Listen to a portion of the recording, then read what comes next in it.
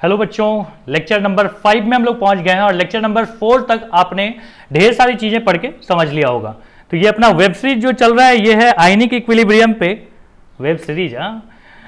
तो हम लोग आज देख रहे हैं यहाँ पे कि बफर सॉल्यूशन क्या होता है। ओके, तो पेन और नोट्स जो है आप जहां बना रहे हैं उसको निकाल लीजिए। तो हम लोग देखते हैं कि बफर सॉल्यूशन क्या होता है। तो देखो, बफर सॉल्यूशन क्या है कि any solution which resist any change in its pH, किसी भी तरीके का पीएच में जो चेंज है उसको क्या करना, रजिस्ट करना। कैसे? On adding of small amount of acid और बेस। इसी चीज को हम क्या बोलते हैं, इसको हम बोलते हैं बफर सॉल्यूशन। क्या मतलब हुआ? बोलता है कि कोई भी सॉल्यूशन जिसमें कि क्या हो, जो रजिस्ट करे किसको, कि पीएच की चेंज को रजिस्ट करे। क्या करने से? अगर हम उसमें एसिड ऐड करें तो भी क्या करें, पीएच उसका घटना नहीं चाहिए। अगर हम बेस ऐड करें तो पीएच बढ़ना नहीं चाहिए। ऐसा सॉल्यूशन को हम क्या बोलते हैं, उसको हम बोलते हैं बफर सॉल्यूशन। क्लियर है? हम यहां पे इस तरीके से भी लिख सकते हैं कि which maintain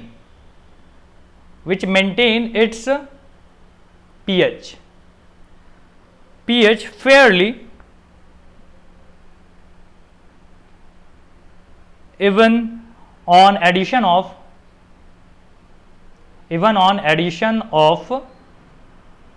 small amount of acid or base, small amount of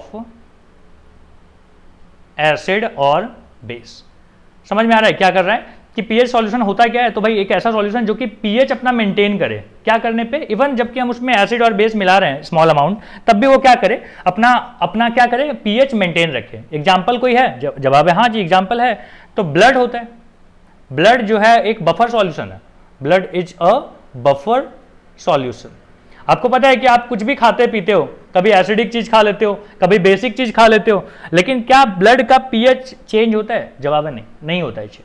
क्यों? क्योंकि ये एक बफर सॉल्यूशन है। अब हमारे पास है कि बफर सॉल्यूशन में सबसे पहला जो आता है वो होता है एसिडिक बफर। लिख देते हैं कि एसिडिक बफर। अब देखो, ये एसिडिक बफर क्या चीज होती है। तो अपन बोलेंगे कि हमने यहां पे लिया है वीक एसिड प्लस एक हमने लिया है सॉल्ट। किसका सॉल्ट है वो भी बताता हूं। सॉल्ट हमने लिया है वीक एसिड और स्ट्रॉन्ग बेस का। Weak acid plus strong base. समझ में आ रहा है ना? WA मतलब वीक एसिड, SB मतलब स्ट्रॉन्ग बेस। ठीक है। अगर मान लो हमको बनाना है बेसिक बफर, तो क्या करें बताओ? बेसिक बफर अगर मुझे बनाना है तो क्या करोगे? आप ले लोगे वीक बेस और सॉल्ट किसका लेंगे? बताओ। सॉल्ट लेंगे हम वीक बेस का और किसका? स्ट्रॉन्ग एसिड का। समझ में आता है ये चीज? अब एसिडिक बफर देखते हैं कौन कौन से होते हैं। तो भाई हमने ले लिया यहां पे एसिडिक बफर। ठीक है। तो हम यहां पे एक तरफ ले लेंगे क्या, एसिड, और एक तरफ हम ले लेते हैं यहां पे सॉल्ट। एसिड हमने ले लिया CH3COOH और सॉल्ट ले लेते हैं हम CH3COONA का। समझ में आ रहा है? देख रहे हो, वीक एसिड और सॉल्ट किसका है? वीक एसिड और स्ट्रॉन्ग बेस का। ठीक है। अब अगर हम ले लें यहां पे कि HCN और साथ में ले लें कि NaCN, ये भी चलेगा। और कोई बताइए? हमने ले लिया H2CO3 और साथ में कौन सा ले लूं? तो K2CO3 का। समझ रहे हो? ये सब क्या बनते जा रहे हैं, दोनों को अगर हम मिला देंगे तो ये बनते जाएगा एसिडिक बफर। तो इस तरीके से क्या होता है, एसिडिक बफर बनता है। कुछ एग्जांपल्स और चाहे तो अपन ले सकते हैं। जैसे आपने ले लिया ये, और इसी का हम एक सॉल्ट बना लेते हैं। सॉल्ट हम कौन सा ले लें? तो यहां पे K लगा दूंगा। ठीक है। यहां आ गया COOK, ये भी चलेगा। हम ले सकते हैं HF का। HF क्या है? एक वीक एसिड है और यहां पे हम उसका बेस ले लेते हैं कि NaF, ये भी सही है। एक ले लो H2S और साथ में क्या ले लो? K2S। ठीक है। और क्या ले सकते हैं? HCOOH और साथ में ले लो HCOONA, ये सब भी चलेंगे। और हम लोग ले लेते हैं, चलो, कि हमने ले लिया H2CO3 और साथ में क्या ले लें? CaCO3, ये भी सही है।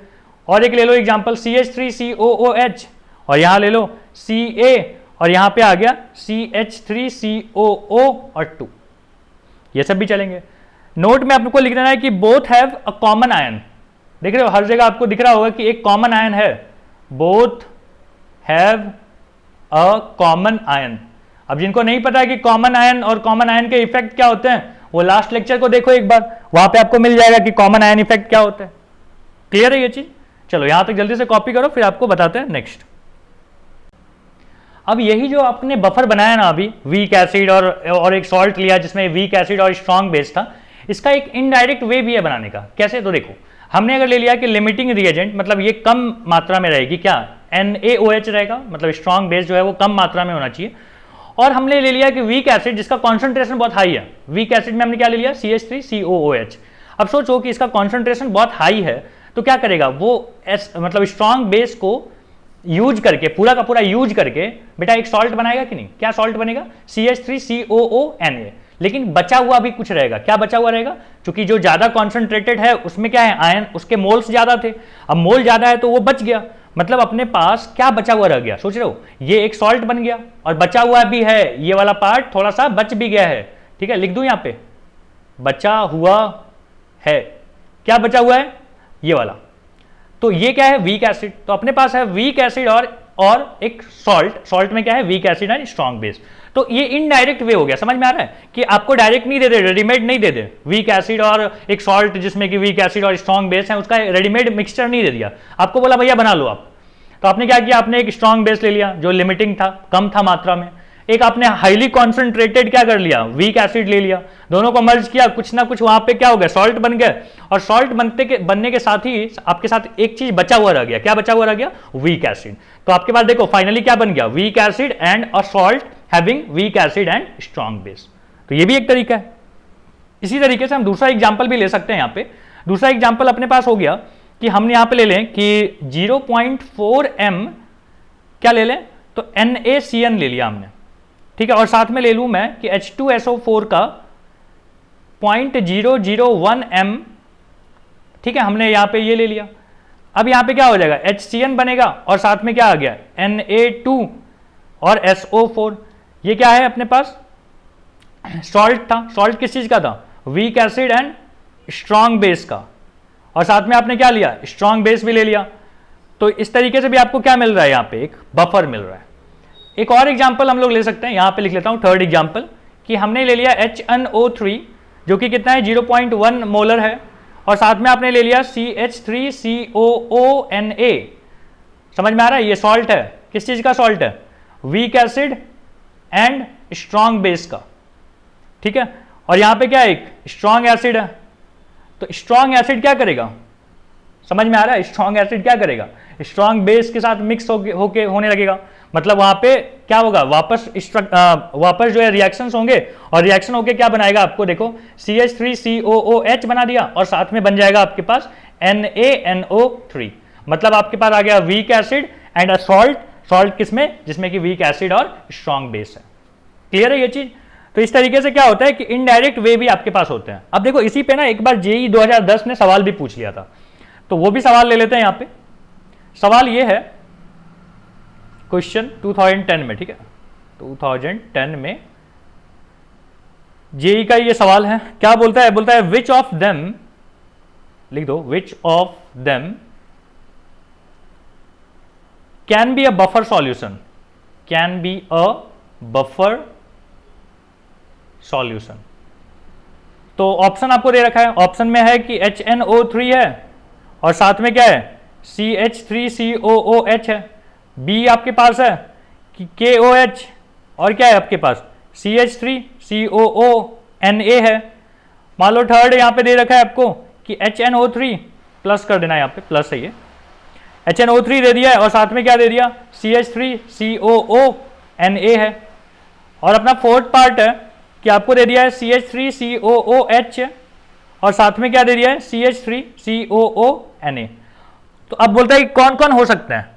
ठीक है, इसमें बहुत सारे भी सही हो सकते हैं। तो देखो पहला देखो HNO3 है और यहाँ पे क्या है, CH3COOH है। क्या हो रहा है यहाँ पे, कॉमन आयन इफेक्ट देखने को ही नहीं मिल रहा है, गलत हो गया। यहाँ पे क्या है, KOH और यहाँ पे क्या है, CH3COONA। क्या हो रहा है यहाँ पे, ये भी यहाँ पे कॉमन आयन हमको दिख ही नहीं रहा है। अब यहाँ पे देखो क्या हो रहा है कि HNO3 है और यहाँ पे क्या है, CH3COONA है। ये क्या है, अब बताओ, ये हो सकता है बफर, सोचो, हो सकता है। ये तो डेफिनेटली होगा, कॉमन आयन भी है और यहाँ पे क्या है, वीक एसिड है, और एक सॉल्ट भी है जिसमें वीक एसिड और स्ट्रॉन्ग बेस का सॉल्ट है। तो सी और डी ऑप्शन क्या हो सकते हैं, सही हो सकते हैं, बाकी ऊपर के दोनों क्या होंगे, गलत होंगे। क्लियर है, आगे बढ़े। सी समझ में आया क्या, सोचो सोचो। अब देखो अपने पास है कि न्यूमेरिकल्स ऑफ बफर सॉल्यूशन। अब न्यूमेरिकल जानने के लिए हमको क्या करना पड़ेगा, हमारे पास एक फॉर्मूला है कि पीएच कैसे निकालेंगे। तो पीएच इज इक्वल टू होता है पी के प्लस लॉग बेस 10 और ऊपर में सॉल्ट, नीचे है एसिड। डिराइव भी करेंगे इसको, पहले समझ लो फॉर्मूला क्या है। और इस फॉर्मूला को दिया किसने था, तो दिया था इस फॉर्मूला का एक मतलब ये इक्वेशन जो है ना, इसका एक नाम भी है। क्या नाम है, तो इसका नाम है हेंडरसन हसल बल्च इक्वेशन। नाम थोड़ा ध्यान रखना, हेंडरसन हसल बल्च इक्वेशन। ओके, अब देखते हैं ये इक्वेशन आया कहां से, समझाता हूं। देखो हमने लिया है यहाँ पे वीक एसिड, वीक एसिड में कौन सा ले लिया, मान लो हमने ले लिया CH3COOH ले लिया, और साथ में हमने लिया एक सॉल्ट। सॉल्ट कैसा होगा बताओ, वीक एसिड और weak acid plus strong base का, बिल्कुल सही। तो ये कौन सा ले लिया हमने यहाँ पे ले लिया मान लो CH3COO और Na ले लिया। अब यहाँ पे समझना, मैं बोल रहा हूं कि CH3COONA, या पहले H वाला ले लो COOH, समझ में आ रहा है, फिर से लिख देता हूं CH3COO और यहां पे हमने ले लिया कौन सा H। ये अपने को क्या करेगा, पार्शियली डिसोसिएट होके, समझ में आ रहा है ना, इक्विलिब्रियम यहां पे फॉर्म होगा, तो क्या हो जाएगा COO माइनस और यहां पे क्या आ गया HA प्लस, ठीक है H प्लस। और यहां पे अपन हमने ले लिया कि CH3COONA, तो ये क्या देगा अपने को, तो ये देगा अपने को CH3COO माइनस और यहां पे Na प्लस।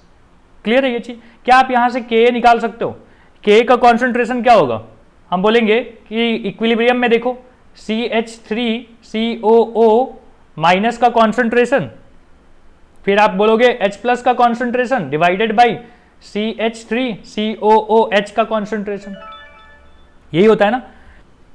अब समझना अच्छे से कि हम कहां कहां पे क्या पुट कर रहे हैं। मैं बोल रहा हूं कि ये देख ध्यान से, यहां पे ये दिख रहा है, ये इस इक्वेशन में बेटा ये क्या है, एक वीक एसिड है। वीक एसिड जो है कितना ब्रेक होगा, बहुत कम फ्रैक्शन में ब्रेक होगा। तो मैं बोल रहा हूं कि इक्विलिब्रियम पे भी लगभग जो इसका इनिशियल कॉन्सेंट्रेशन था वही रह जाएगा। समझ लो, होना क्या चाहिए था कि C माइनस C अल्फा होना चाहिए। अब ये अल्फा इतनी छोटी वैल्यू होती है इसकी कि हम क्या बोलेंगे कि this is very much equal to C। तो मैं यहां पे लिख दूं कि ये हम क्या लेंगे, तो हम बोलेंगे इनिशियल कॉन्सेंट्रेशन ले लूंगा मैं, किसका, वीक एसिड का, initial concentration of weak acid. अच्छा इसके बारे में बताओ, अगर ये बहुत कम टूटा है बेटा, तो क्या ये बहुत कम फॉर्म होगा, अगर ये बहुत कम फॉर्म होगा तो मैं बोलूं कि इसको अपन नेग्लेक्ट कर लेते हैं एज कंपेयर टू दिस। समझ में आ रहा है, इसको मैं नेग्लेक्ट कर दूंगा, क्यों, क्योंकि बहुत कम टूट के फॉर्म हुआ ये वाला। तो मैं बोलूंगा कि ये जो लेना ना, ये कहां से आया है, ये आया है अपना सॉल्ट में से। कहां से आया है, सॉल्ट में से, और H प्लस जो है जैसा था वैसे ही। क्लियर है यहां तक। तो यहां पे लिख भी दूं इस बात को, क्या हमने बोला कि CH3COOH जो है is dissociated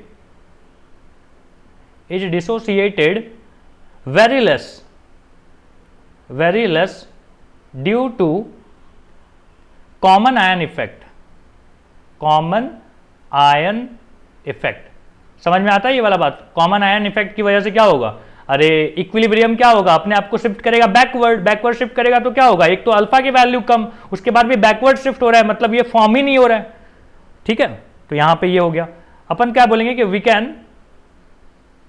can take CH3COOH कितना, तो इनिशियल, क्या ले लेंगे अपन, इनिशियल वैल्यू। यही चीज समझाया जो मैंने यहां पे लिया था। अगर ये चीज समझ में आई है तो क्या अपन H प्लस का कॉन्सेंट्रेशन निकाल सकते हैं, बताओ तो हम बोल रहे हैं कि H प्लस का जो कॉन्सेंट्रेशन होगा बेटा वो कैसा आएगा, तो वो आएगा यहां से, देखो H प्लस का कॉन्सेंट्रेशन यहां से निकाल रहा हूं, कितना आएगा बता, तो मैं बोल रहा हूं कि H प्लस का कॉन्सेंट्रेशन होगा Ka और यहां आ गया CH3COOH और नीचे क्या आ जाएगा, तो हम बोलेंगे CH3COO माइनस। बोलो यहां तक समझ में आती है बात। अच्छा ये बता, ये इसका जो कॉन्सेंट्रेशन है कितना है, तो मैं बोलूंगा ये तो सॉल्ट वाला कॉन्सेंट्रेशन है, तो मैं यहां पे सॉल्ट लिखना पसंद करूंगा। और ये क्या लोगे, मैं बोलूंगा ये तो एसिड है, तो हम एसिड का लिखना चाहेंगे, तो हम बोल देंगे कि H प्लस का जो कॉन्सेंट्रेशन होगा वो कुछ और नहीं, Ka, और एसिड का कॉन्सेंट्रेशन ले लो और यहां पे सॉल्ट का ले लो। बोलो इतना समझ में आता है। अगर इतनी बात समझ में आती है तो क्या हम दोनों तरफ लॉग ले सकते हैं? चलो लॉग लेते हैं। तो अगर आप यहां पे लॉग लो तो क्या आ जाएगा?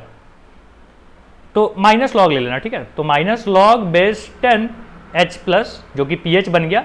यहां पे अगर लॉग लेंगे बेटा तो देखना क्या क्या आता है। तो हम लोग बोलेंगे कि अगर लॉग लिया जाए माइनस लॉग बेस 10 Ka, यहां पे ले लेता हूं मैं एसिड, यहां पे आ गया अपना सॉल्ट। लॉग का नियम तो आपको याद ही होगा, मल्टीप्लीकेशन में है तो वो चीज प्लस में आएगा, डिवीजन में है तो माइनस में आ जाएगा, माइनस बाहर रख लेता हूं। हम बोल रहे हैं कि यहां मैं लिख सकता हूं log 10 Ka प्लस log 10 क्या एसिड, और क्या लिखूं? Minus log 10 salt. बोलो ऐसा चलेगा? चलेगा बिल्कुल। अच्छा, इसको मैं नहीं भी लिखूं ऐसे माइनस में तो चलेगा, ये यहीं पे रहने देता है, ठीक है। इसको मैं सॉल्ट ही रहने देता हूं, ठीक है। ऐसे ही बोला इक्वेशन लाने के लिए तो ऐसे ही ले आता हूं। क्या आ गया अपने पास? देखो तो माइनस लॉग के, ये क्या बनेगा? पी ऑफ के बनेगा, जैसे पी ऑफ एच होता था बेटा, इसको क्या बोलते हैं? P of H. तो ये हो गया पी ऑफ क्या? के। यहां पे क्या आ गया? लॉग बेस 10, यहां पे है एसिड का कॉन्सेंट्रेशन, और यहां पे क्या है? बेस, यहां है सॉल्ट का कॉन्सेंट्रेशन। क्या यही इक्वेशन को हम लोग को बोला था डिराइव करने के लिए? हाँ जी, यही बोला था। क्या नाम है इसका बताओगे? हेंडरसन हेसल बल्च इक्वेशन, यही है ना नाम? चलो नाम आपको ध्यान रख लेना, थोड़ा कभी कभी पूछ सकता है। अच्छा एक चीज देखना, यहाँ पे माइनस होना चाहिए ना, ये वाला, ये माइनस जब यहाँ आएगा तो ये क्या होगा? माइनस होगा। और बेटा यहाँ पे जब माइनस होगा तो क्या मैं इसको ऐसे लिख दूं कि pH इज इक्वल टू हो जाएगा P ऑफ Ka, और ये जो माइनस है, ये माइनस अगर मैं यहाँ पे प्लस लिखूं तो क्या होगा? ये वाला चीज उल्टा हो जाता है, ये यहाँ और ये यहाँ। पता है ना ये सब लॉग का नियम, कि नहीं पता? सॉल्ट और ऊपर नीचे क्या आ जाएगा? यहाँ पे एसिड। अगर यहाँ पे प्लस चाहिए तो इसको उल्टा करना पड़ता है। तो ये अपना यहाँ पे फॉर्मूला था, ठीक है। ये अपन यहाँ पे गलत कर दिए थे, अभी सही है, ये समझ में आ गया आपको? चलो तो इसको यूज करना है। अब एक चीज लिखना कि देखो, this formula is not true for all numerical. क्यों? बताता हूं। This formula is not true for all numerical. Okay, अब देखेंगे कैसे, कहां पे सही नहीं है उसकी बात करूंगा, लेकिन फिलहाल ये बात ध्यान रख लेना कि न्यूमेरिक, हर न्यूमेरिकल के लिए ये बात सही नहीं होगा।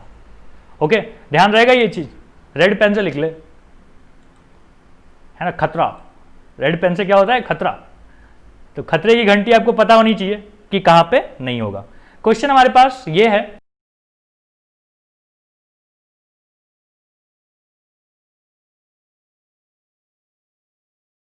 देखो अपने पास क्वेश्चन दिया हुआ है कि find the pH of solution having 0.1 MCH3COOH, जिसकी के की वैल्यू दी हुई है 10 पे पावर -5 एंड 0.2 MCH3COONA।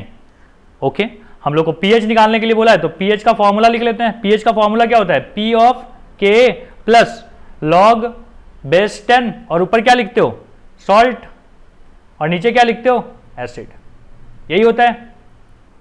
चलिए अब यहां पे वैल्यू पुट करनी है अपने को, तो कितना आ जाएगा? ये होगा माइनस लॉग बेस 10, और यहां पे क्या बोलेंगे? 10 पे पावर -5। के की वैल्यू ऐसी होती है ना, और यहां क्या दिया हुआ है? प्लस लॉग, और यहां पे 10, और एसिड का कितना है कॉन्सेंट्रेशन? 0.2।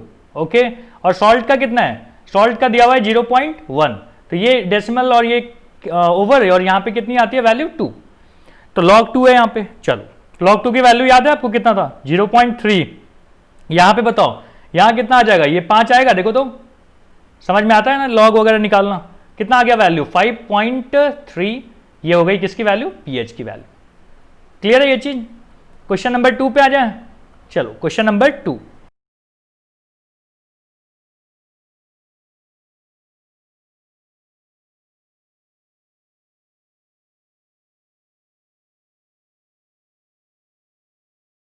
अब देखो हमारे पास क्वेश्चन क्या है, बोलता है find the pH of solution 0.25 mole of HCN, जिसकी K की वैल्यू दी हुई है 10 पे power -5 and 0.10 mole NaCN present in 1 litre solution. Option है अपने पास 5.3, 4.6, 4.7 एंड 3.8। ओके, तो पीएच आपसे पूछा है। चलो पीएच का फॉर्मूला अपन यूज कर लेते हैं। पीएच का फॉर्मूला क्या है? पी ऑफ के और प्लस लॉग बेस 10, ऊपर क्या लिखते हैं? सॉल्ट, नीचे क्या लिखते हैं? एसिड। और इसका क्या चाहिए हमको, कॉन्सेंट्रेशन चाहिए।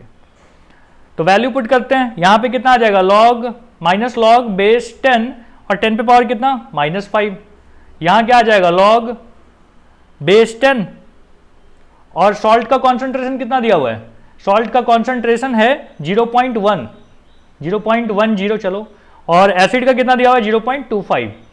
तो कितना अपन बात कर रहे हैं कि log 10 और यहाँ पे कितनी आ गई कि 10 पे पावर मतलब यहाँ पे 2/4 आ गया, समझ में आ रहा है, 2/4 नहीं 2/5 होगा ना, 2/5 मतलब कितना आ गया, ये आ गया 0.4। तो क्या मैं इसको ऐसे लिखूं कि माइनस लॉग 10, अब आपको समझ गया ये 5 है, चलो ठीक है, यहाँ पे मैं लिख रहा हूँ बेटा कि log 10 और 4 इंटू 10 पे पावर -1, कोई दिक्कत तो नहीं है। अब मुझे बताओ क्या मैं ऐसे लिख सकता हूँ 4 प्लस log 10 और 4 और प्लस यहाँ पे आ जाएगा log 10 और 10 पे पावर -1 लिख सकते हैं। क्या इसकी वैल्यू क्या आएगी बताओ, -1 आएगी, तो 5 और यहाँ पे है बेटा -1 और यहाँ पे मैं लिख सकता हूँ 2 log 2।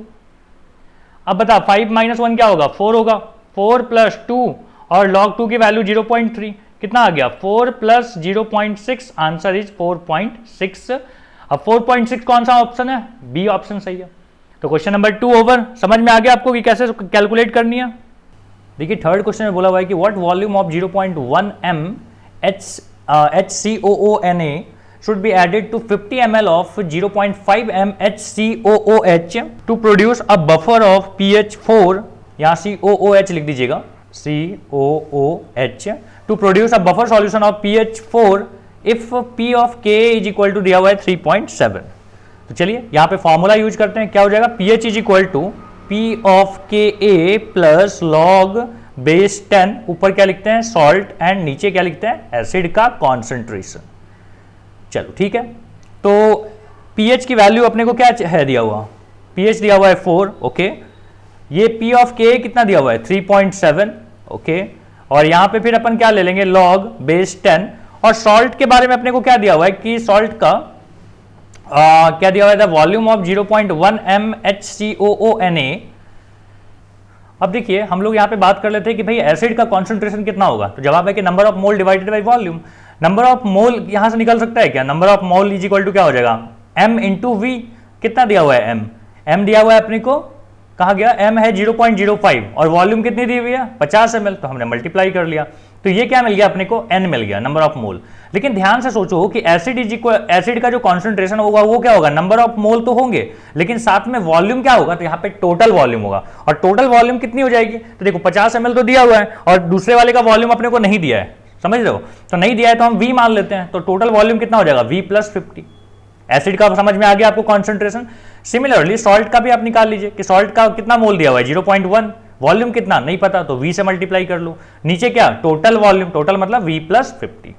अब यही चीज ना मैं यहाँ पे पुट कर रहा हूँ, तो देखो जब मैं सॉल्ट का लिखूंगा, देख रहे हो दोनों का डिनोमिनेटर सेम है, तो ऊपर नीचे अगर लिखने में फ्रैक्शन में लिखने में क्या हो जाएगा, कट ही जाएगा, तो मैं लिख रहा हूँ 0.1 इंटू वी, ठीक है। अच्छा चलो एक बार लिख ही देता हूँ फिर बाद में कट कर लेंगे। यहाँ पे क्या लिखने वाले हो आप, एसिड का क्या लिखें 50 इंटू 0.05 डिवाइडेड बाई अगेन क्या v प्लस 50। अब मैं आपको बोला था ये दोनों क्या हो जाएंगे, कैंसिल हो जाएंगे। सो ये कितना आ जाता है, ये आता है 0.3, उधर जाके माइनस हो जाएगा, यहाँ पे क्या आ गया log 10। तो अब अपना कैलकुलेशन देखते हैं यहाँ पे कितना है कि ये हो गया log और 10। अब मुझे बताइए कि ये जो है यहाँ पे मल्टीप्लाई होके क्या लिखाएगा 0.1v और नीचे आ जाएगा 5 5 जा 25, एक जीरो और डेसिमल कहाँ लगेगा यहाँ पे, क्लियर। तो अब आप क्या करोगे, डेसिमल यहाँ से ओवर, समझ रहे हो, ठीक है। तो 1 अपॉन कितना आ गया 1/250, ओके। तो मैं यहाँ पे बोल रहा हूँ कि log 10, अच्छा ये क्या बनता है देखो, तो log 2 की वैल्यू होती है 0.3, ओके। यहाँ पे आप क्या लिख सकते हो, तो यहाँ पे मैं लिख सकता हूँ कि दिस इज 1 अपॉन मतलब v/25, बोलो लिख सकते हैं इस चीज को। अच्छा क्या यहाँ से log और log कैंसिल हो सकते हैं, मतलब क्या आ जाएगा 2 is equal to v/25। So v is equal to how much, v is equal to 50 ml, कितना आ गया 50 ml। क्यों ml में, क्योंकि हमने स्टार्टिंग से ही ml में लिया हुआ है। तो आंसर आपके पास रेडी है। बोलो क्वेश्चन नंबर 3 समझ में आ गया, आगे बढ़े क्वेश्चन नंबर 4। क्वेश्चन नंबर 4 देखो, क्वेश्चन नंबर 4 क्या बोलता है कि pH of A solution having 0.1 m CH3COOH और K की वैल्यू दी हुई है 10⁻⁻4 एंड 0.2 m और अपने को दिया हुआ है Ca ब्रैकेट में है CH3COO2।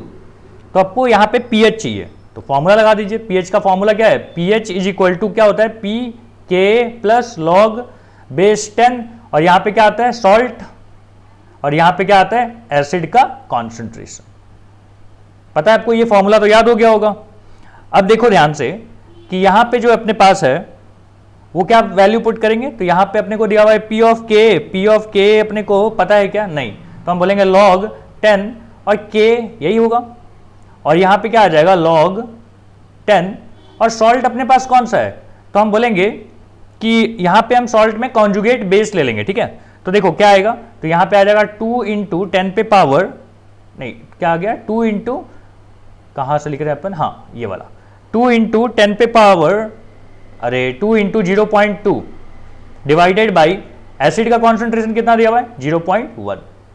बोलो समझ में आता है? 2 से क्यों मल्टीप्लाई किया?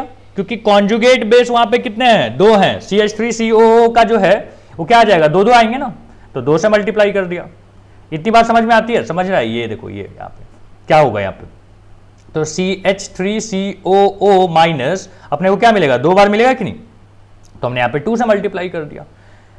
अब pH की वैल्यू आपको चाहिए, चलो तो अब कैलकुलेट करते हैं। यहाँ पे कितना आ जाएगा? K की वैल्यू 10⁻⁻4 है, तो क्या करेंगे? यहाँ पे 4 आ जाएगा। बोलो समझ में आता है? कई बार कर चुके हैं, आ गया होगा आपको समझ में। ये वाला यहाँ से कैंसिल, यहाँ पे इतना और यहाँ पे आ गया 2 log बेस 2। log 2 की वैल्यू 0.3, तो कितना आ जाएगा? 4.6। क्या आ गया? ये pH की वैल्यू। कौन सा ऑप्शन सही है? सी। क्लियर है? तो इस तरीके से आपको क्वेश्चंस करते चलना है। क्वेश्चन नंबर 5 पे पहुंचते हैं अपन। क्वेश्चन नंबर 5 हम लोग को बोला हुआ है कि find pH of solution obtained by mixing 1 litre 0.2 m HCOOH और K की वैल्यू दी हुई है 10⁻⁻4 एंड 1 लीटर 0.1 m NaOH दिया हुआ है अपने को, ठीक है। तो रिएक्शन लिख के देख लें हम लोग कि क्या होगा यहाँ पे। तो हम बोलेंगे HCOOH और साथ में हमने ले लिया NaOH, तो क्या मिलेगा अपने को? बफर मिलेगा कि नहीं यहाँ पे? तो बफर कैसा मिलेगा हम लोग को? COONA और साथ में क्या हो गया? H2O मिला यहाँ पे रिएक्शन के बाद। और आपको पता है कि रिमेनिंग पार्ट यहाँ पे कितना हो गया? देखो, तो ये दिया हुआ था इनिशियली अपने को 0.2, ये कितना दिया हुआ था? 0.1, ठीक है। तो यहाँ पे क्या हो जाएगा कि एक मोल इसका एक ही मोल को कंज्यूम कर पाएगा। मतलब देखो यहाँ पे रिमेनिंग क्या क्या हो जाएगा? रिमेनिंग में अपना क्या आ गया? ये वाला बच गया थोड़ा सा, कितना? 0.1, ये पूरा कंज्यूम हो गया और अपने को प्रोडक्ट में क्या मिला? 0.1 मिला है। बोलो इतनी बात समझ में आती है? और ये जो मिला है अपना बचा हुआ, यही तो है बफर सॉल्यूशन। समझ में आ गया?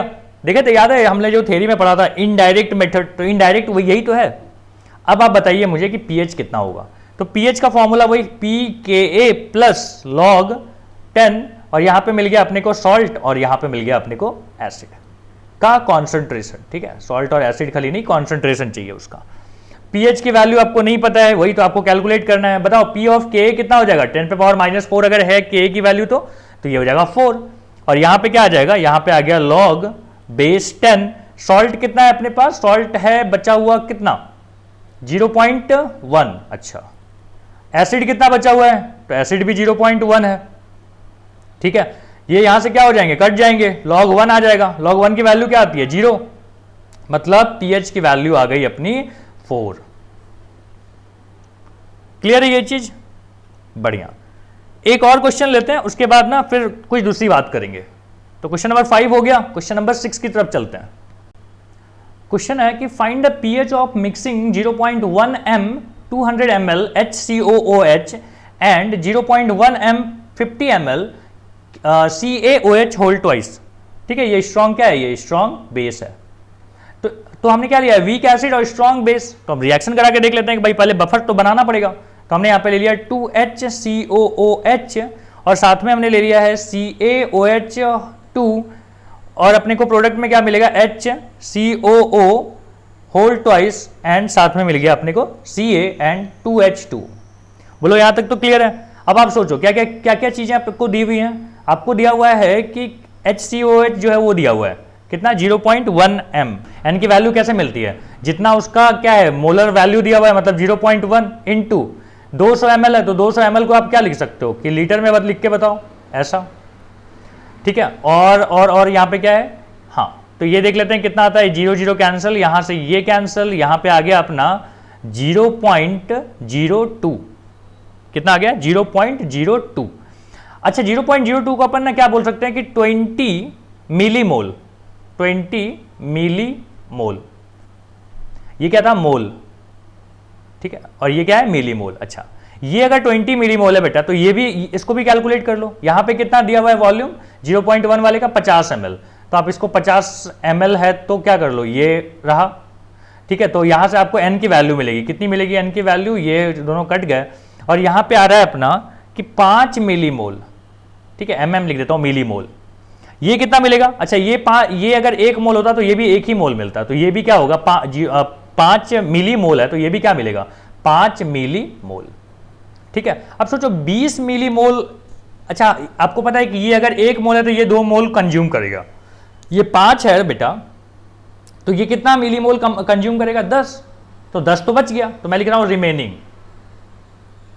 रिमेनिंग जो है वो कितना है, यहां पे 10 बच गया है, ये तो पूरा कंज्यूम हो गया, और यहां पे फॉर्म कितना हो गया 5। बोलो यही चल रहा है सब कुछ। अच्छा अब ये जो बना है बेटा ये वाला, इसी को तो अपन क्या बोलते हैं, बफर बोलते हैं, तो ये क्या है अपना बफर है। बोलो क्लियर है ये चीज, पहले भी किया था पिछले क्वेश्चन में भी। तो यहां पे क्या हो गया, अपने पास बफर मिल गया। क्या अब आप पीएच की वैल्यू निकाल सकते हो, क्या होगा पीएच की वैल्यू, पी ऑफ के ए और plus log base 10 and salt divided by acid, यही होता है। पी ऑफ के ए कितना लिखूं, 4 लिख दूं, ठीक है, समझ गया आपको कि पी 4 क्यों लिखा है। सॉल्ट के बारे में बताइए, लॉग यहां पे है 10, सॉल्ट के बारे में बताइए। तो हम बोल रहे हैं कि देखो यहां पे फिर से HCOO जो है ना वो 2 बार मिलेगा, तो हम यहां पे लिख दें कि 2 इंटू क्या होगा, 2 इंटू कितना 5 मिलीमोल है, चल मिलीमोल में रहने देते हैं। एसिड कितना मिलीमोल बचा है अपने पास, तो एसिड मिलीमोल बचा है यहां पे हमारे पास कितना 10, ठीक है, तो 10 बचा है तो 10 लिख देते हैं, ये रहा। बोलो समझ में आता है, यहां पे 1 से मल्टीप्लाई करना है, मतलब बेसिकली यही है। तो यहां से क्या हो जाएगा, ये दोनों कट जाएंगे, log 1 की वैल्यू कितनी आती है 0, तो यहां पे आ गया 4, pH की वैल्यू कितनी 4। कौन सा ऑप्शन सही होगा, it should be B. Clear है यहां तक, आगे बढ़ें। अब हम लोग देख रहे हैं कि भाई काम कैसे करता है ये, तो हम लोग यहां पे हेडिंग लगाते हैं कि working of buffer solution, buffer solution कि काम कैसे करेगा, ठीक है। और हम यहां पे देख रहे हैं सबसे पहले एसिडिक बफर के बारे में, एसिडिक बफर देखते हैं क्या काम करता है और कैसे काम करता है। तो मान लीजिए हमने ले लिया यहाँ पे CH3COOH, ये क्या करेगा, ये इक्विलिब्रियम फॉर्म करेगा किसके साथ, तो CH3COO- और H+ के साथ इक्विलिब्रियम फॉर्म हुआ। अब अगर मान लो इसके साथ हमने ले लिया CH3COONA, तो ये क्या करेगा, ये कंप्लीटली डिसोसिएट होके मिलेगा अपने को CH3COO- और यहां पे मिल गया अपने को Na+। क्लियर, मतलब अगर एसिड है बेटा तो अपने को क्या दे रहा है H+ दे रहा है, ठीक है। दिस विल रिएक्ट विथ किसके साथ, तो CH3 के साथ रिएक्ट करेगा, CH3COO- के साथ लिख देता हूं यहां पे कि this will react with CH3COO- के साथ। और आपको पता है कि अगर बेस है तो ये अपने को देता है OH-, और ये क्या करता है, दिस रिएक्ट विथ किसके साथ, H+ के साथ रिएक्ट करता है। एसिड है तो H+ देगा, और H+ देगा तो क्या होगा, CH3COOH के साथ रिएक्ट करा के फिर से क्या बनाएगा, एसिड बनाने लग जाएगा। OH है तो OH है जो क्या करेगा, तो H+ के साथ रिएक्ट करा के आपको वाटर बनाने लग जाएगा। अब सोचो हमने बोला कि ऑन एडिंग एसिड, अगर हम इस बफर में एसिड ऐड करते हैं तो देखते हैं क्या होता है कि मान लीजिए H+ है और हमने यहाँ पे ले लिया CH3COO-, तो ये क्या करेगा, फॉर्म करेगा, ये बना देगा अपने को CH3COOH बनाएगा। लेकिन यहां पे एक बात होती है कि but due to common ion effect CH3 can't dissociate, CH3COOH can't dissociate back. समझ रहे हो क्या बोल रहा हूं मैं, मैं बोल रहा हूं कि भाई अगर आपने क्या किया, एसिड मिला दिया, तो एसिड मिला दिया तो क्या होना चाहिए कि CH3COOH बनेगा, और बनेगा तो हम उम्मीद करते थे कि टूटेगा भी, तो टूटेगा कैसे? अब यहां पे तो कॉमन आयन इफेक्ट है, कॉमन आयन इफेक्ट है तो क्या हो जाएगा कि इक्विलिब्रियम जो है वो बैकवर्ड शिफ्ट करती है, तो टूटेगा ही नहीं। तो टूटेगा नहीं तो क्या होगा, पीएच की वैल्यू ही नहीं बढ़ेगी, मतलब आप एसिड मिलाए फिर भी पीएच की वैल्यू चेंज नहीं हो रही है, ठीक है, मतलब घट नहीं रही है। अब देखते हैं कि अगर ये बफर है तो बेस में कैसे रिएक्ट करते हैं, बेस के साथ क्या चेंज आते हैं या क्यों चेंज नहीं आता है। तो हम यहां पे लिख रहे हैं कि ऑन एडिंग बेस, बेस अगर हम ऐड करेंगे तो देखते हैं क्या होता है। तो यहां पे हमने ले लिया कि भाई OH माइनस है और हमने लिया है H प्लस। कहां से आया ये H प्लस? फ्रॉम सॉल्यूशन, ठीक है, ये वाला कहां से आया था? फ्रॉम सॉल्यूशन, सॉल्यूशन से आया था ये सब। ये कहां से आया? ये जो हम ऐड किए हैं एसिड उसमें से आया, ठीक। ये क्या देगा अपने को? वाटर देगा, ठीक है। तो हम क्या बोल रहे हैं कि भाई यहां पे जो H प्लस का जो कॉन्सेंट्रेशन है वो क्या हो रहा है? डिक्रीज हो रही है। सोच रहे हो, न्यूट्रल हो जा रहा है वो, डिक्रीज हो रही है। और ये जो डिक्रीज होगा तो इक्विलिब्रियम क्या करेगा? इक्विलिब्रियम डिस्टर्ब होगा, और अगर इक्विलिब्रियम डिस्टर्ब होगा तो अपने आप को किधर शिफ्ट करेगा? जवाब है फॉरवर्ड शिफ्ट करेगा, फॉरवर्ड शिफ्ट। अगर ये फॉरवर्ड शिफ्ट करेगा तो समझ रहे हो क्या होगा कि जितना आप OH दे रहे थे उतना H प्लस और टूटेगा, मतलब और न्यूट्रलाइज होगा, पीएच पे कोई फिर से कोई बदलाव नहीं। तो मैं यहां पे लिखते चलते हैं कि फॉरवर्ड शिफ्ट होगा, और इससे इसके कारण क्या होगा? डिसोसिएशन जो है, डिसोसिएशन ऑफ क्या? CH3COOH वो क्या होगा? इंक्रीज करेगा। इंक्रीज करेगा तो क्या होगा कि OH जो है न्यूट्रलाइज हो जाएगा, और अगर OH न्यूट्रलाइज हो जाएगा बेटा तो क्या होगा? No change on pH. एक बार फिर से बताऊं क्या क्या हुआ, सोचो। हम बोल रहे हैं कि भाई बेस हम मिलाएंगे, बेस मिलाएंगे तो क्या होगा? OH रहेगा, OH बाहर से आ गया, तो हमारे पास सॉल्यूशन में ना H प्लस भी था, तो H प्लस जो है वो क्या होगा? कंज्यूम होने लग जाएगा। क्या बनने लग जाएगा? वाटर। अब H प्लस अगर कंज्यूम होगा तो क्या हो जाएगा? धीरे धीरे OH की मात्रा बढ़नी चाहिए थी, बट जैसे ही आप सोच रहे हो कि OH की मात्रा बढ़ेगी, मतलब जैसे ही H प्लस कंज्यूम होगा तो इक्विलिब्रियम जो था ना वो डिस्टर्ब हो गया। अब इक्विलिब्रियम डिस्टर्ब होकर किधर चला गया? तो बोला फॉरवर्ड, मतलब रिएक्शन तेज हो गया। रिएक्शन जब तेज हो जाएगा तो और H प्लस बनने लग जाएंगे। सोचो, आपने OH माइनस दिया, H प्लस और बनने लग गए, बनने लग गया तो क्या हो जाएगा? बनने लग जाएगा तो फिर वो न्यूट्रलाइज होने लग जाएगा, मतलब पीएच पे कोई चेंज ही नहीं आएगा, और पीएच पे कोई चेंज नहीं आना ही तो बफर का काम है, ठीक है। लेकिन एक बात है कि रियलिटी में ना बहुत थोड़ा सा चेंज आता है, ठीक है, तो कहीं पे लिख दीजिएगा इस बात को, यहां लिख देता हूं नोट में। नोट में है कि in reality pH changes a very little, ठीक है, थोड़ा सा चेंज होता है। खैर, यही बात आपको समझानी थी वर्किंग में। अब देखते हैं अपन आगे, कुछ सवाल ले लेते हैं एंड देन फिर और आगे बढ़ते हैं। अब देखिए हमारे पास क्वेश्चन क्या दिया हुआ है कि 12 ग्राम हमारे पास दिया हुआ है CH3COOH and 16.4 gram of CH3COONA are dissolve in 1 litre solution, जिसमें Ka दिया हुआ है अपने को 10⁻⁻15। नाउ कैलकुलेट करना है अपने को कि pH of the solution. First part तो यही है कि pH ऑफ सॉल्यूशन बताइए, तो हम बोल रहे हैं कि pH इज इक्वल टू क्या हो जाएगा? P of Ka plus log base 10, यहाँ पे होता है सॉल्ट और यहाँ पे होता है एसिड का क्या लेना है हम लोग को? कॉन्सेंट्रेशन लेना है। ओके, तो अब अपने पास है कि सॉल्ट का कॉन्सेंट्रेशन कितना आ जाएगा, तो यहाँ पे लिख लेता हूँ कि CH3COONA, इसका जो कॉन्सेंट्रेशन होगा, तो पहले तो आप मोल निकाल लो कि इसका मोल कितना होगा, तो हम बोलेंगे मोल हो जाएगा 16.4 ग्राम, और डिवाइडेड बाई कितना इसका होता है, तो ये होता है 82। चलो ठीक है, तो ये आ गया 0.2 मोल। अब अगर कॉन्सेंट्रेशन की बात करी जाए, CH3COONA का कॉन्सेंट्रेशन तो कितना हो जाएगा? मोल डिवाइडेड बाई वॉल्यूम। वॉल्यूम कितना दिया हुआ है? वॉल्यूम कहीं पे दिया हुआ है, हाँ, वॉल्यूम दिया हुआ है 1 लीटर, मतलब ये कितना आ गया? 0.2। सिमिलरली आप अगर बात करोगे CH3COOH की, तो यहाँ पे भी आप क्या करेंगे? यहाँ पे आप बोलेंगे कि कितना दिया हुआ है, तो 12 ग्राम दिया हुआ है, और इसका मास कितना होता है? मोलर मास 60, तो हम बोलेंगे 1/5। 1/5 का मतलब है 0.2। अब आप यहाँ पे पुट कर दोगे, Ka की वैल्यू कितनी दी हुई है? 15 माइनस 10⁻⁻15, मतलब ये हो गया 15। pH कितना हो गया? P ऑफ Ka कितना हो गया? 15। अच्छा, यहाँ पे एक छोटा सा करेक्शन है, यहाँ पे 15 नहीं है बेटा, यहाँ पे ना 5 है, ठीक है, 15 तो हो ही नहीं सकता। यहाँ पे क्या है 5 -5, तो ये कितना आ जाएगा, ये आ जाएगा अपना 5 प्लस लॉग, यहाँ पे है 10, यहाँ पे 0.2, यहाँ पे भी 0.2, क्या हो जाएगा ये कैंसिल, यहाँ पे 1 आता है, log 1 कितना होता है 0, तो ये आ गया pH की वैल्यू आपकी 5। पहला part over. Now second part पे आते हैं। अब देखिए सेकेंड पार्ट जो अपना बी पार्ट है वो क्या बोला हुआ है कि न्यू pH बताओ, क्या करने पे बोलता है 3.65 ग्राम HCl इज एडेड।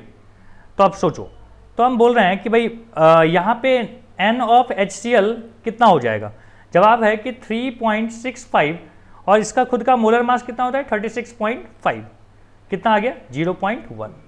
अच्छा, अब मुझे बताओ कि HCl अगर ये है, HCl जितना मोल रहेगा उतना ही मोल H प्लस देगा, मतलब 0.1 मोल आ गया H प्लस। क्लियर है? तो अब मुझे बताइए कि pH की वैल्यू कितनी हो जाएगी। तो pH की वैल्यू होगी वही P ऑफ Ka और साथ में log 10 और यहाँ पे क्या लिखते हो सॉल्ट डिवाइडेड बाई एसिड। सही है? अब मुझे बताओ, सबका कॉन्सेंट्रेशन लेना है, तो सॉल्ट का कॉन्सेंट्रेशन कितना हो गया 0.1, एसिड कितना है अपने पास 0. कितना, एसिड कितना हो गया 0.3 ना, पहले था 0.2, अब कितना हो गया 0.3। 0.1 क्यों हुआ वो समझ में आ रहा है? नहीं, वो नहीं समझा हुआ। एक काम कर यहाँ पे लिख लेते हैं। मैं बोल रहा हूँ बेटा कि CH3COOH था अपने पास, ठीक है, और अपने पास क्या था CH3COONA था और HCl भी आ गया अभी।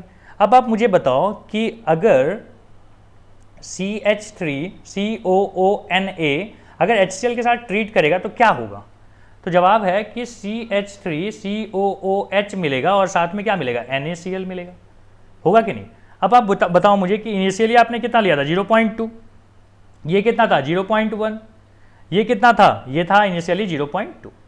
अब जब रिएक्शन हुआ तो बेटा यहाँ पे बचा कितना 0.1 बचेगा, यहाँ कितना बचा कुछ भी नहीं, पूरा कंज्यूम हो गया। और यहाँ पे 0.2 था पहले से, अभी एक और जो है उसमें ऐड हो गया 0.1, तो कितना बन गया 0.3। तो समझ रहे हो 0.3 मैंने क्या लिया, एसिड कहाँ से लिया, ये यहाँ से, सॉल्ट कहाँ से लिया, तो ये वाला 0.1। क्लियर है? तो यहाँ पे जब आप वैल्यू पुट करोगे ना, रुक जाए यहाँ पे पूरी बात लिख देते हैं, ये कितना है 5 और pH यहाँ पे अपने को कैलकुलेट करनी है, ठीक है। तो अब सोचो यहाँ पे कितना आएगा, यहाँ पे आ गया log बेस 10, तो log बेस 10 लिख देता हूँ यहाँ पे 5 प्लस log बेस 10 1/3, ये है अपना pH की वैल्यू। कैसे कैलकुलेट किया जाए इसको, तो मैं बोल रहा हूँ देखो ऐसे कर सकते हैं कि 5 प्लस log बेस 10, ठीक है, और 1/3 है ना, 1/3 को क्या लिख दूँ मैं कि 10 पे पावर -1 लिख सकते हैं, समझ लो। तो यहाँ पे माइनस लिख देता हूँ और यहाँ पे 3 लिख देता हूँ, चलेगा, ये चीज़ समझ में आ रहा है। अब क्या हुआ, log 3 की वैल्यू हमको पता है कितना होता है, ये होता है 0.47 और 0.47 है तो यहाँ पे क्या हो जाएगा माइनस हो जाएगा और माइनस होके क्या हो जाएगा 4.53। तो ये किसकी वैल्यू आ गई, pH की वैल्यू आ गई। इसी तरीके से अपन सी पार्ट भी कर सकते हैं।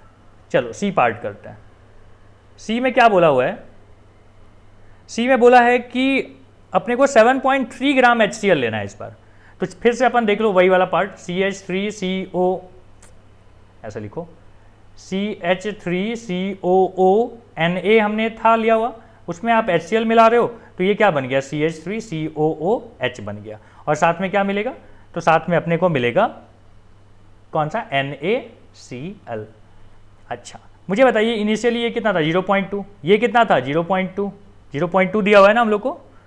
अच्छा 0.2 आपको नहीं पता, कैसे, देखो भैया HCl का मास अपने को N चाहिए ना, N ऑफ HCl कितना होता है, गिवन मास कितना है 7.3 और HCl का खुद का जो मास होता है बेटा वो कितना होता है 36.5। तो यहाँ से अगर आप इसको सॉल्व करो तो दो बार कितना बार में कटेगा 5 जा 1/5 मतलब 0.2 होता है, तो 0.2 लिख दिया मैंने। क्लियर है ना?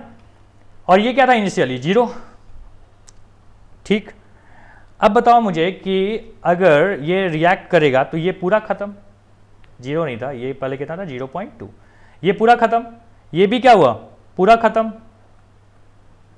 समझ रहे हो, ये पूरा कंज्यूम हो गया, ये भी पूरा कंज्यूम हो गया। तो यहाँ पे कितना आ जाएगा 0.4। देख रहे हो ये पूरा का पूरा बेटा एसिड गया, एसिड मतलब ये जो पूरा एसिड था वो सब गया, तो एसिड बचा ही नहीं अगर, ठीक है। तो ये बफर सॉल्यूशन रहा ही कहाँ अब, तो हम बोलेंगे कि not a buffer any more. अब ये बफर है ही नहीं, ठीक है, और बफर नहीं है तो यहाँ पे पीएच कैलकुलेट करने की जरूरत नहीं है। ओके, अच्छा अगर बफर नहीं है तो हम लोग पीएच, फिर भी हम पीएच कैलकुलेट कर सकते हैं क्या? हाँ कर सकते हैं। क्या वही पुराना फॉर्मूला यूज होगा? जवाब है नहीं, वो तो बफर का पीएच निकालने का तरीका है। तो अब आप कैसे करोगे? तो मुझे देखो, तो अपन क्या करेंगे, यहाँ पे हम बोलेंगे अल्फा इज इक्वल टू होता है के ए अपॉन सी का रूट। पता है ना ये सब कैसे होता है, ठीक। के ए की वैल्यू कितनी है 10 पे पावर -5, सी की वैल्यू कितनी है 0.4, ठीक है। ये कितना आ गया, ये आ गया 1/2, रूट है इसका 1/2 इंटू 10 पे पावर -2। अगर आपको अल्फा मिल गया तो क्या H+ मिल जाएगा, कितना है सी अल्फा, सी कितना है 0.4, अल्फा की वैल्यू 1/2 इंटू 10 पे पावर -2। क्या यहाँ से अपना आएगा 0.2 इंटू कितना आ गया, यहाँ लिख देता हूँ 0.2 इंटू 10 पे पावर -2। अगर आपको H+ पता है तो क्या पीएच नहीं मिल जाएगा? कितना होता है बताओ, लॉग, और बोलेंगे 2 इंटू 10 पे पावर -2। कितना आएगा वैल्यू बताओ? यहाँ पे अगर आप कैलकुलेट करो तो मैं बोलूँगा कि ये आता है 2 माइनस लॉग 2, यही होगा 2 माइनस लॉग 2, ठीक है। यहाँ पे 0.2 है ना, एक काम करना यहाँ पे इसको 3 रख ले, तो यहाँ पे अब क्या आ जाएगा 3 माइनस लॉग 2 आ जाएगा। हाँ अब बढ़िया है। सो अब आ जाएगा, बताओ कि कितना बोलूँ 0.3, सो आंसर इज 2.7। ये क्या आ गई, इसकी पीएच की वैल्यू आ गई। समझ रहे हो, बफर अगर होता तो पीएच का वही फॉर्मूला लगाते हैं, बफर है ही नहीं, तो बफर नहीं है तो क्या करें, पुराना कॉन्सेप्ट यूज करें, यही तो है पुराना कॉन्सेप्ट। क्लियर? चलो अब आते हैं फोर्थ पार्ट पे। फोर्थ पार्ट अपना यहाँ पे है डी। बोलता है यहाँ पे फोर्थ पार्ट में याद करो, बोलता है कि 4 ग्राम क्या दिया है, NaOH अपन ने ऐड किया है, इज एडेड, यही बोला था।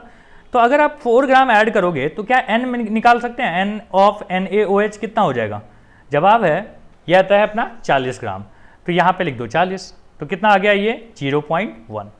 अब आप सोचो कि क्या हो जाएगा, CH3COOH, उसमें आपने मिला दिया क्या NaOH, ठीक है, और अपने को रिएक्शन क्या मिल रहा है CH3COO Na + H2O। इनिशियली क्या क्या था 0.2, ये कितना था 0.1, और यहाँ पे कितना था पहले 0.2। बाद में क्या क्या हुआ होगा, देखो ये तो पूरा कंज्यूम हो गया होगा, यहाँ से कितना कंज्यूम हुआ होगा 0.1 कंज्यूम होना चाहिए, मतलब बचा कितना 0.1। ये सब रिमेनिंग लिख रहा हूँ मैं, ठीक है, रिमेनिंग। अच्छा यहाँ पे क्या बचेगा, देख तो फॉर्म होके 0.3 हो जाएगा कि नहीं, एक 0.1 बन गया ना, तो यहाँ पे पहले था 0.2, अब हो गया 0.3। अब आप यहाँ पे pH निकाल सकते हो, कितना हो जाएगा P of Ka plus log 10, यहाँ पे आता है सॉल्ट, यहाँ पे आता है एसिड का कॉन्सेंट्रेशन। सो कितना आ जाएगा, ये आ जाएगा 5, और यहाँ पे हो जाएगा log 10 0.3 अपॉन 0.1, कितना आ जाएगा 3 आ जाएगा। log 3 की वैल्यू हमको पता है कितना होता है, कितना हो जाएगा 0.47, ठीक है 0.47। So answer is finally 5.47। Clear है? सो पीएच की वैल्यू हमने यहां पे भी कैलकुलेट कर लिया। ओके, अपने पास अगला जो टॉपिक है ना, ये है कि विच इज बेटर बफर, कौन बढ़िया बफर है। तो उसके लिए ना हमको एक टर्म समझना पड़ता है जिसका नाम है बफर कैपेसिटी, जिसको बोलते हैं फाई। तो फाई क्या है, बफर कैपेसिटी। अब ये क्या चीज होती है भाई, तो ये है कि number of mole of H+ और OH ion which change the pH of buffer by unity. समझते हैं इस बात को। मान लो हमने यहाँ पे एक कंटेनर लिया है, ठीक है, इसमें A है और यहाँ पे हम ले लेते हैं कि ये है अपने पास B। इसमें क्या कर रहा हूँ मैं, 0.2 मोल अपन ने ले लिया क्या, HCl ऐड कर दिया, और यहाँ पे मान लो मैं 0.4 मोल HCl अपन ऐड कर रहे हैं, और ऐड करने से चेंज pH में जो चेंज आया ना, यहाँ पे 1 आ गया, यहाँ पे भी pH में चेंज क्या आ गया 1। अब आप मुझे बताओ कि यहाँ पे फाई की वैल्यू क्या आ गई, फाई की वैल्यू आ गई 0.2। जितना मोल H+ डालने से या OH डालने से उसका pH में बदलाव 1 का आ जाए, 1 का चेंज आ जाए, उसी को क्या बोलते हैं अपन बोलते हैं उसको बफर कैपेसिटी। तो हमने बोला फाई की वैल्यू यहाँ पे 0.2 है और यहाँ पे फाई की वैल्यू कितनी है 0.4। अब आप मुझे बताओ कि किसका बफर कैपेसिटी बढ़िया है। तो हम बोलेंगे कि दिस इज बेटर बफर, ये बढ़िया बफर है, ठीक है। मतलब यहां पे लिखना पड़ेगा अपने को कि greater the value of buffer capacity better will be the buffer। समझ लो कॉन्सेप्ट, थोड़ा सा समझो कि भैया इसमें थोड़ा सा डाले तो इतना बड़ा चेंज आ गया, मतलब 1 pH का चेंज आ गया, यहां पे ज्यादा डालना पड़ा, मतलब ज्यादा का दोगे तब जाके बफर में चेंज आया। तो कौन बढ़िया बफर है? बफर बढ़िया कौन होता है? जिसमें जल्दी बदलाव ना आए। तो किस में जल्दी बदलाव नहीं आया? 0.4 वाले में 0.4 डालना पड़ा तब बदलाव आया। यहाँ पे 0.2 डालने से ही 1 pH का चेंज हो गया, तो ये बढ़िया बफर नहीं है। तो समझ में आ गया कि ग्रेटर जिसकी वैल्यू होगी बफर कैपेसिटी की, वही बढ़िया क्या होगा? बफर होगा। तो फाई का अपना एक फॉर्मूला बन के आ जाता है बेटा कि यहाँ पे क्या बोलेंगे कि number of moles of H plus या फिर OH माइनस डिवाइडेड बाई, यहाँ पे क्या बोलेंगे कि change in pH, change in pH। ठीक है, तो ये क्या आ गया अपना बफर कैपेसिटी की बात हो गई। बफर कैपेसिटी क्यों पढ़ा हमने? ताकि हम जान पाए कि कौन बढ़िया बफर है। और इसी के साथ ये टॉपिक अपना यहाँ पे कंप्लीट होता है। आई होप आपको समझ में आया होगा पूरा का पूरा बफर क्या है। देखो बफर का ना एक और पार्ट अपने को लेना पड़ेगा जिसमें बेसिक बफर भी पढ़ेंगे। तो वीडियो ऑलरेडी बहुत लंबा हो चुका है, तो यहाँ तक आज जाने देते हैं, जिसमें कि बफर सॉल्यूशन हमने देखा, जिसमें मेनली हमने किसके बारे में बात किया? हमने बात किया एसिडिक बफर के बारे में।